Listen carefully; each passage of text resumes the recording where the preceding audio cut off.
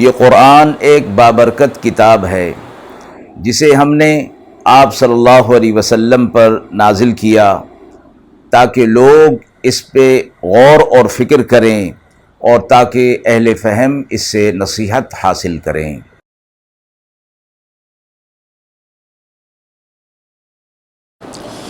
بسم اللہ الرحمن الرحیم۔ السلام علیکم ورحمۃ اللہ وبرکاتہ۔ ناظرین کرام، درس قرآن مجید کے آج کے اس پروگرام میں ہم سورہ سبا کی آیت نمبر 29 تا آیت نمبر 33 کا ترجمہ اور تفسیر پیش کریں گے اور آخر میں پوچھے گئے سوال کا جواب ہوگا۔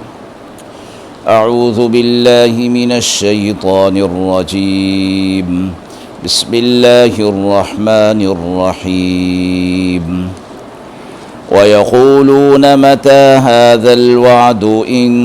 كُنتُمْ صَادِقِينَ قُل لَّكُم مِّيعَادُ يَوْمٍ لَّا تَسْتَأْخِرُونَ عَنْهُ سَاعَةً وَلَا تَسْتَقْدِمُونَ وَقَالَ الَّذِينَ كَفَرُوا لَن نُّؤْمِنَ بِهَذَا الْقُرْآنِ وَلَا بِالَّذِي بَيْنَ يَدَيْهِ وَلَوْ تَرَىٰ إِذِ الظَّالِمُونَ مَوْقُوفُونَ عِندَ رَبِّهِمْ يَرْجِعُ بَعْضُهُمْ إِلَىٰ بَعْضٍ الْقَوْلَ يَقُولُ الَّذِينَ اسْتُضْعِفُوا لِلَّذِينَ اسْتَكْبَرُوا لَوْلَا أَنتُمْ لَكُنَّا مُؤْمِنِينَ قال الذين استكبروا للذين استضعفوا أنحن صددناكم عن الهدى بعد إذ جاءكم بل كنتم مجرمين وقال الذين استضعفوا للذين استكبروا بل مكر الليل والنهار إذ تأمروننا أن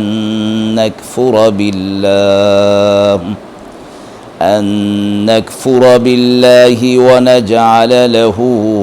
أندادا وأسروا الندامة لما رأوا العذاب وجعلنا الأغلال في أعناق الذين كفروا هل يجزون إلا ما كانوا يعملون۔ آیات مبارکہ کا ترجمہ ملاحظہ فرمائیں۔ اور کہتے ہیں کہ کب پورا ہوگا وہ وعدہ اگر تم سچے ہو؟ آپ کہہ دیجئے تمہارے لیے وعدہ ہے ایک دن کا، نہ اس میں دیر ہوگی اور نہ ایک گھڑی جلدی ہوگی۔ اور کہتے ہیں کافر کہ ہم ہرگز نہیں مانیں گے اس قرآن کو اور نہ اس سے پہلے کی کتابوں کو۔ اور کبھی آپ دیکھیں گے کہ جب گناہگار کھڑے کیے جائیں گے اپنے رب کے پاس، ایک دوسرے پر ڈالتے ہیں بات کو، کہتے ہیں وہ لوگ جو کمزور سمجھے جاتے تھے بڑائی کرنے والوں کو، اگر تم نہ ہوتے تو ہم ایماندار ہوتے۔ کہنے لگے بڑائی کرنے والے ان سے جو کہ کمزور ہو گئے تھے،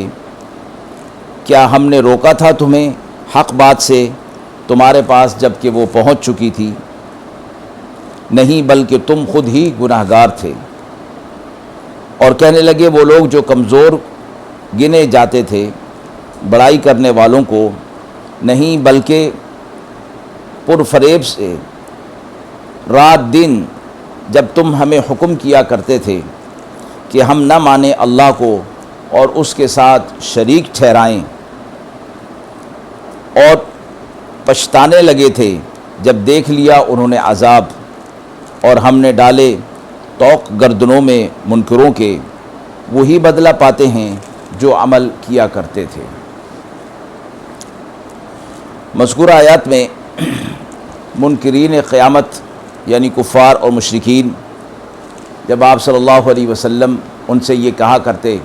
کہ قیامت کا دن ضرور قائم ہوگا اور قیامت ضرور واقع ہوگی، تو وہ کہا کرتے تھے کہ کہ یہ وعدہ آپ کا کب پورا ہوگا۔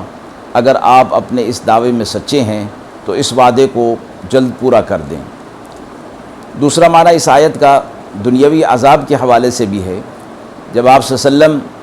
حق کو جھٹلانے پر اللہ تبارک و تعالیٰ کی پکڑ اور عذاب کی بات فرماتے تو یہ کہتے تھے کہ وہ عذاب ہم پر آ کیوں نہیں جاتا اگر آپ اپنی بات میں سچے ہیں۔ گویا وہ یہ سمجھتے تھے کہ یہ عذاب آنے والا نہیں ہے، بلکہ آپ صلی اللہ علیہ وسلم ایسے ہی ہمیں ڈرا رہے ہیں۔ اسی طرح قیامت کے بارے میں یہ سوال پوچھا کرتے تھے تو اس میں انہیں جواب دے دیا گیا کہ آپ انہیں اللہ کی طرف سے کہہ دیجئے کہ وہ دن تو برحق ہے اور اس کا وعدہ کیا جا چکا ہے اور یہ وعدہ ضرور پورا ہوگا، اور جب وقت متعین ہوگا تو اس میں نہ ایک گھڑی پہلے ہوگی نہ ایک گھڑی دیر ہوگی، بلکہ جب اللہ کی طرف سے وہ متعین وقت پورا ہوگا، وعدہ پورا ہوگا تو وہ دن قائم کر دیا جائے گا۔ اور کفار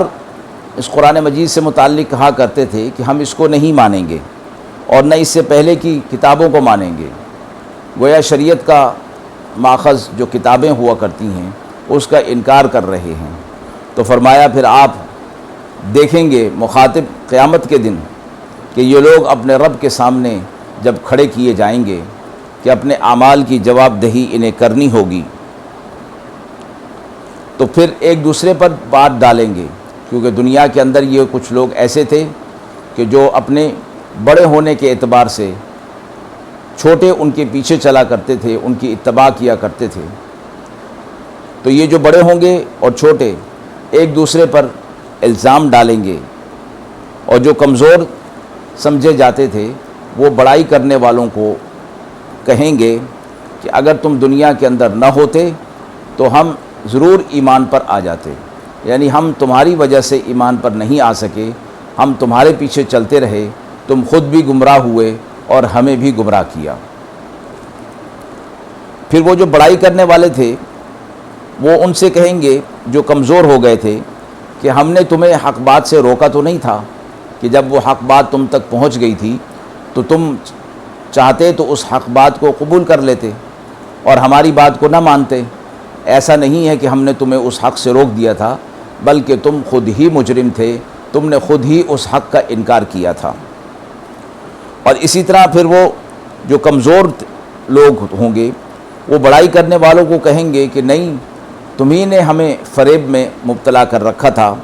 اور تم ہمیں کہا کرتے تھے کہ اللہ کے ساتھ شریک ٹھہرائیں اور اللہ کو وحدہ لا شریک نہ مانیں۔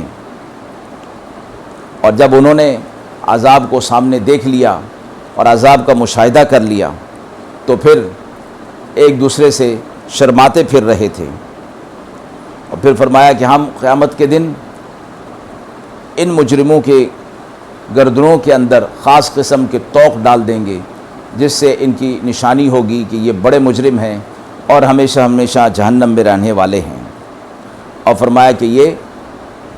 یہ سزا انہیں ان کے اعمال کی ملی جو دنیا کے اندر کیا کرتے تھے۔ ایسا نہیں کہ اللہ رب العزت کی طرف سے انہیں بلا وجہ ہی سزا کے اندر مبتلا کیا گیا،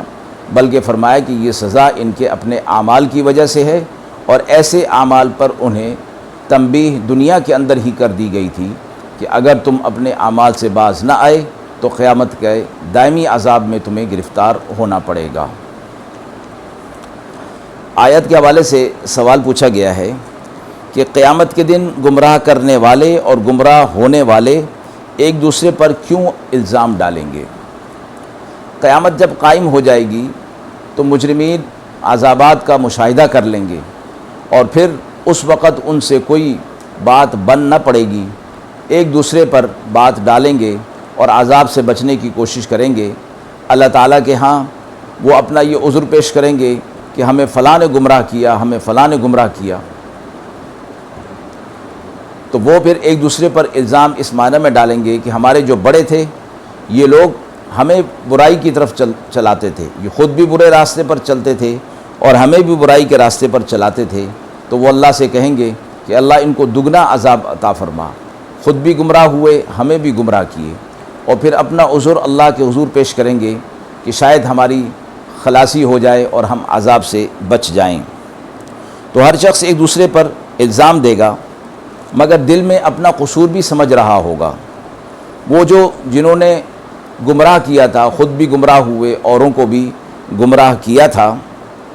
وہ کہیں گے کہ واقعی ہم نے تو ایسا کام کیا تھا کہ ہم خود بھی گمراہ تھے اور اوروں کو بھی اسی گمراہی پر لگا رکھتے تھے۔ اسی طرح وہ جو گمراہ ہو گئے تھے وہ بھی سمجھیں گے کہ اگرچہ ہم نے غلط راستہ اپنایا تھا، لیکن آخر ہم اپنا نفع نقصان خود بھی تو سمجھ سکتے تھے۔ اگر ہمیں کوئی گمراہی کی طرف لے جا رہا تھا تو ہم اپنا نفع نقصان خود سمجھ لیتے اور اس گمراہی کی طرف نہ جاتے۔ یہ قصور تو ہمارا ہی ہے، بلکہ زیادہ ہی قصور ہمارا ہے، اور اسی پشیمانی اور حسرت میں وہ مبتلا رہیں گے یہاں تک کہ اللہ کی طرف سے فیصلہ ہو جائے گا اور انہیں عذاب کے اندر مبتلا کر دیا جائے گا۔ وآخر دعوانا ان الحمد للہ رب العالمین۔